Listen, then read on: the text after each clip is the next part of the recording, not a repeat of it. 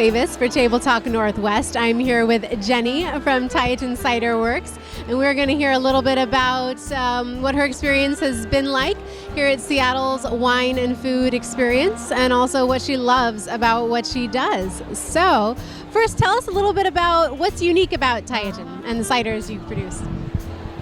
So something that's actually really unique about Tieton is that we're an orchard first. The orchard has been in the family for generations, so we are fruit growers first.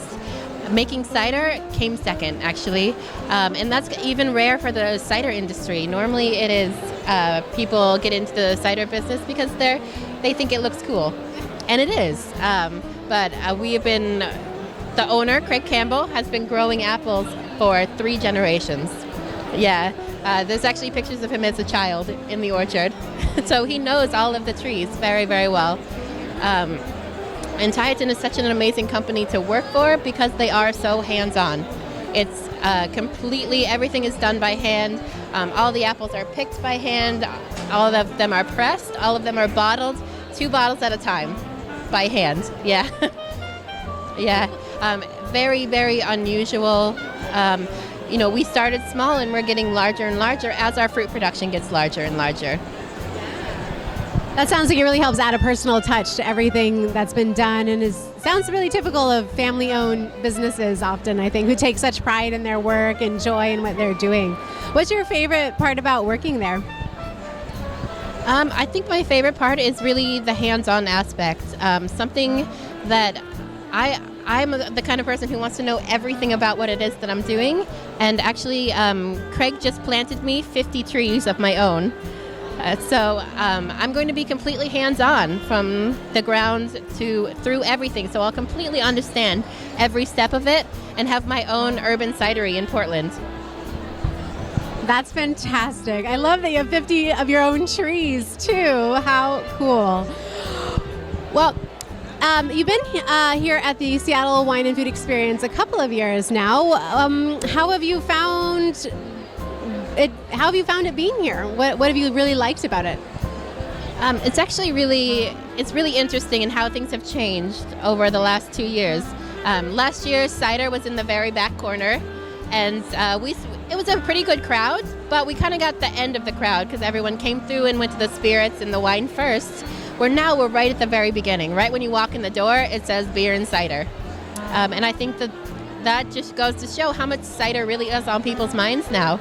And we have people who are coming back for more and using cider even as a palate cleanser in between heavy reds or in between lots of different spirits, that they'd like to come back and really enjoy a beverage and then go back and taste some other interesting things.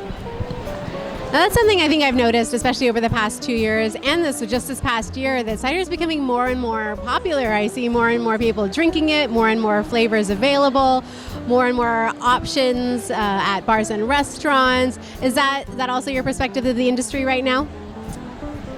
Yeah, that's definitely what we're seeing. We're seeing a lot more cideries popping up all over the place. Whether they're orchardists or not, people are really starting to understand not only cider movement, but gluten-free movement, the foodie movement, all of these things that are really, people are wanting to understand where their food is coming from. And cider is one of those beverages that it's very easy to understand how an apple becomes cider. Yeah, definitely.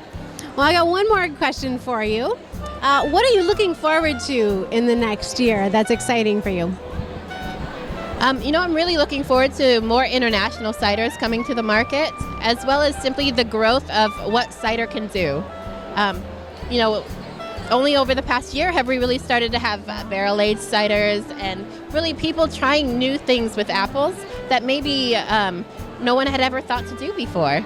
So dry hopping ciders, things like that really bring the apples to the forefront, and international ciders that have been doing it for absolute generations, and the difference between how their fruit tastes and how ours tastes, because fruit in America is very young. Our orchard started in 1920s, and that's old for here, but very young compared to international orchards. That is very exciting. I'm looking forward to all the different creative ways cider is going to be approached and played with and experimented with. Thank you so much for hanging out with me, Jennie. I hope the rest of your day goes well, and everybody go try some of Tieton cider.